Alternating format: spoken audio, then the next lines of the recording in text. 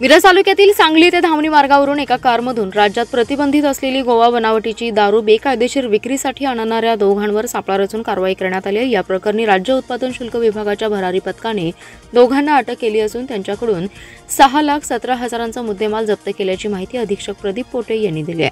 निखिल अनिल कुमार तोडकर आणि प्रवीण सदाशिव चंदाप्पा गोल अशी अटक केलेल्यांची नावे आहेत। उत्पादन शुल्क विभागाचे एक भरारी पथक अवैधरित्या जिल्ह्यात येणाऱ्या दारूवर कारवाई करण्यासाठी पेट्रोलिंग करत होते। यावेळी पथकातील कर्मचाऱ्यांना माहिती मिळाली की धामणी ते सांगली या मार्गावरून गोवा बनावटीची दारू चोरून विक्री करण्यासाठी कारमधून आणली जात आहे। मिळालेल्या माहितीप्रमाणे पथकातील कर्मचाऱ्यांनी तातडीने जुना धामणी रोडवरील रेल्वे ब्रिज जवळ सापळा लावला। यावेळी एक कार येताना दिसली।